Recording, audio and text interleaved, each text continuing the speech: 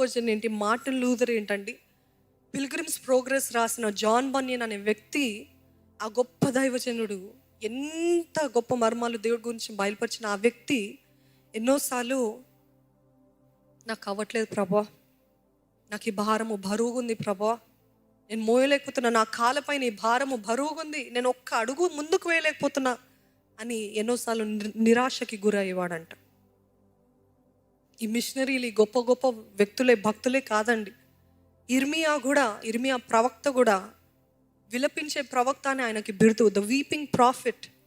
ఆయన మాట అన్నాడు చూడండి, 20వ అధ్యాయము, ఇర్మియా 20వ అధ్యాయము 14వ వచనము, నేను పుట్టిన దినము శపించబడును గాక, నా తల్లి నన్ను కనిన దినము శుభదినమని అనబడకుండును గాక.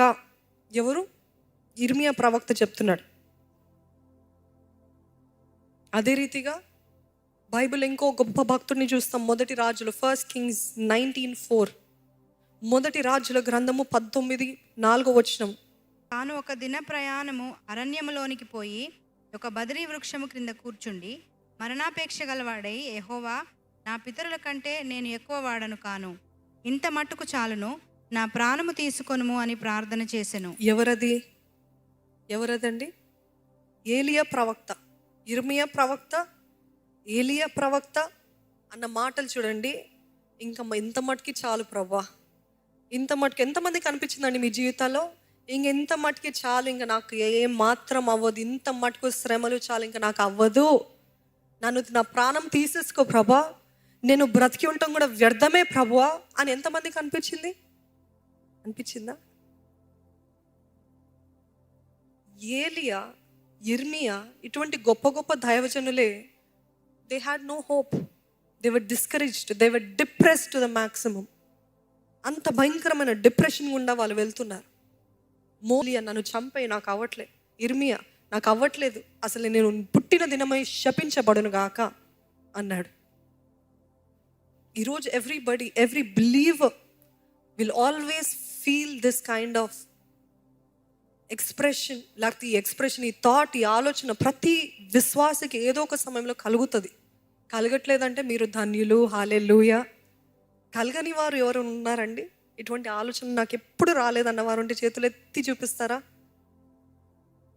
ఇది ఒక్కసారి గట్టిగా చప్పట్లు కొట్టండి వారి కోసం. ధన్యులు. కానీ చాలామందికి this is a common thing, it's a common thing. ప్రతి విశ్వాస ఎదుర్కొనేది ఏంటంటే అది ఇట్స్ కాల్డ్ లో spirit.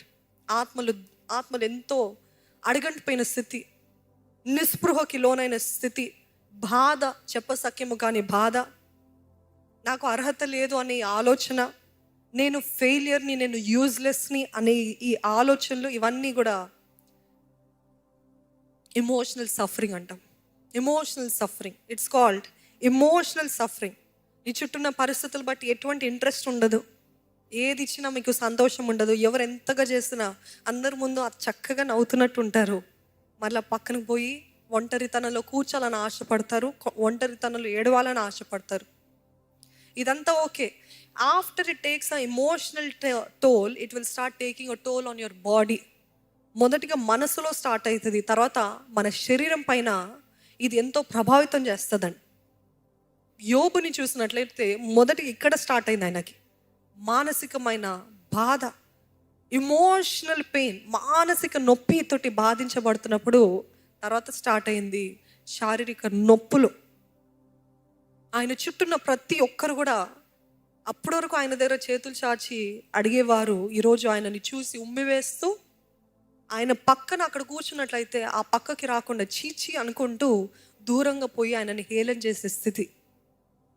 They were hurting him, they were ignoring him.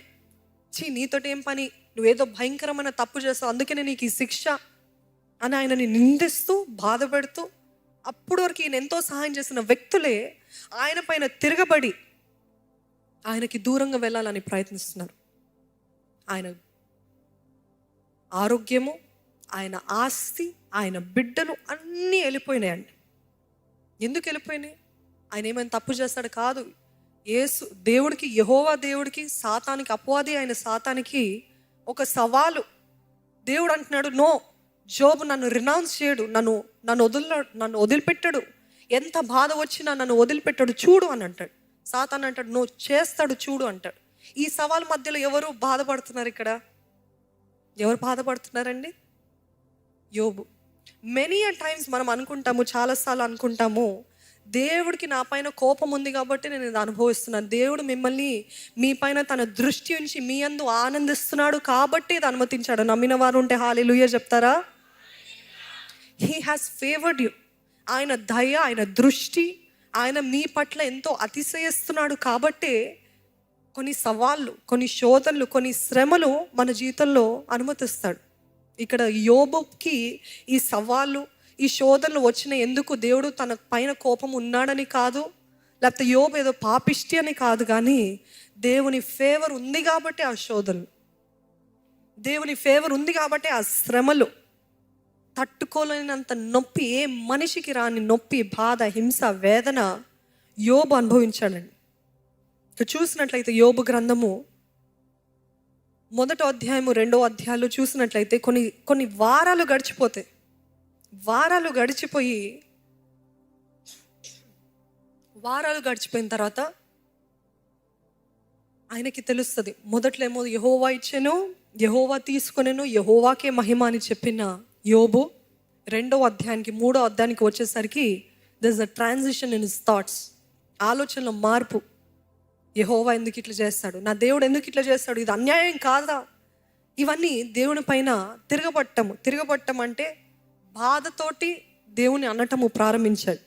కానీ అదే రీతిగా జోబు 29-30 చాప్టర్స్లో చూస్తే ఆయన చక్కగా ఉండేది నా జీవితం, ఎంత బాగుండేది నా జీవితము, ఇదంతా ఇలాగ ఉండేది, ఒకప్పుడు నా జీవితం ఇలాగ ఉండేది అని ఆలోచిస్తుంటాడు. ఎప్పుడు కూడా మన జీవితాల్లో మనకి శ్రమ వచ్చినప్పుడు, మనకి బాధ కలిగినప్పుడు, మనకు అర్థం కాని స్థితిలో ఉన్నప్పుడు, గతంలో ఇట్లా ఉండేది కదా, గతంలో ఎంత బాగుండేది కదా, గతంలో నాకు ఈ బాధ లేదు కదా, గతంలో ఇంత ఏడుపు లేదు కదా, ఎంత చక్కగా ఎంజాయ్ చేసేదాన్ని నా యూత్ అనిపించిందా? మీకు అనిపించిందో లేదో? నేనైతే అనుకుంటాను కూడా ఇప్పటి వరకు కూడా. అసలు ఎటువంటి no care in the world. చక్కగా కాలేజ్కి వెళ్ళడము, రావటము, అంత చూసుకోవడం, ఇంకేం లేదు, ఏం కష్టం లేదు, ఏం బాధలు లేదు, ఏం బాధ్యతలు లేవు, కేర్ ఫ్రీ లైఫ్. కానీ ఇదేంటి? ఏడుపు. ఏందేవా, ఏంటయ్యా ఇది? ఇదా నువ్వు ప్రామిస్ చేసిన చక్కటి జీవితం? ఇది నీ చిత్తంలో ఉన్న జీవితమా? నీ చిత్తంలో ఉన్న జీవితం అంటే ఇంత ఏడుపా, ఇంత బాధనా, ఇంత కష్టమా, ఇంత వేదన్నా? అంతము వరకు సహించువాడికి జీవ కిరీటము. హల్లెలూయా. మనకు అర్థం కాదండి ఆయన చిత్తము. ఏడుపులాగానే ఉంటుంది, బాధలాగానే ఉంటుంది, కన్నీరులాగానే ఉంటుంది, దుఃఖములాగానే ఉంటుంది, పిండి వేయటం లాగానే ఉంటుంది. కానీ అంతము వరకు సహించువాడు ఆయన జీవ కిరీటాన్ని పొందుకుంటాం. యోబు, నేను నడుచు మార్గం ఆయనకి తెలియను, ఆయన నన్ను శోధించిన తర్వాత నేను సువర్ణము వలె కనబడతాను. ఈరోజు మూలుగుచున్నారేమో, ఈరోజు బాధపడుతున్నారేమో, కానీ దేవుడు అంటున్నాడు, విశ్వాసము కాపాడుకో, నీ పరుగుని కడముట్టించు, విశ్వాసాన్ని కాపాడుకో, పోగొట్టుకోకు. దేవుడి పైన వ్యతిరేకపు తలంపులు వస్తున్నాయా? రద్దు చేయి. Cancel every ungodly thoughts. దేవునికి విరుద్ధమైన తలంపుల నుండి నన్ను విడిపించు ప్రభువా, నీవే నాకు దిక్కు. ఇది మీరు చెప్తారా అండి? యేసయ్యా నీవే నాకు దిక్కయ్యా, నీవే నాకు దిక్కు ప్రభువా, నీవు లేకపోతే నేను ఎక్కడికి వెళ్ళగలుగుతానయ్యా, నీవు లేకపోతే నేనేం సాధించగలుగుతాను ప్రభువా, నన్ను క్షమించు ప్రభువా. ప్రతి వ్యతిరేకమైన ఆలోచనలు, నీకు విరుద్ధంగా చేసిన వాటి నుండి నన్ను క్షమించు. Our life should be testimonies, Lord, full of testimonies. My God is faithful and that is why I'm still here అని ప్రకటించాలయ్యా. ఈరోజు మమ్మల్ని అందరినీ నీవే తృప్తిపరచావని నమ్ముతూ నీకు స్తుతులు చెల్లిస్తున్నాం. భారభరితమైన ఆత్మకు ప్రతిగా తన్ని సంతోష వస్త్రాన్ని ధరింపజేసావని నమ్ముతూ నీకు స్తుతులు చెల్లిస్తున్నాం ప్రభా. నువ్వు మాట్లాడే దేవుడు అని, నువ్వు చూచుచున్న దేవుడు అని, నువ్వు ఆదరించే దేవుడు అని ఈరోజు మేము అనుభవపూర్వకంగా చెప్పగలుగుతాం ప్రభా. You have seen our thoughts, you have seen our lives, Lord, and you have talked just the way just the way we have been thinking, Lord. నీకు వందనాలయ్యా. విత్తబడిన వాక్యాన్ని ఫలింపజే, 30 60 100 ఫలింపజేయమని వేడుకుంటున్నాం ప్రభు.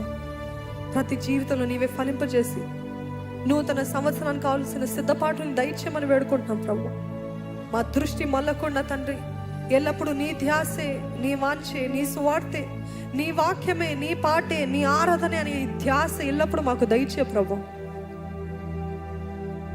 Cancel every distraction in the name of Jesus, Lord. Distraction spirits in the name of Jesus. అనుకున్నది అనుకున్నట్టు సాధించే కృపను దయచేయి. ముందుకే వెళ్ళే జీవితము, సూటిగా నేరుగా ముందుకే సాగే జీవితము మాకు దయచేయమని ప్రభు యేసు నామములో అడిగి వేడుకొంచున్నాను తండ్రి. ఆమేన్.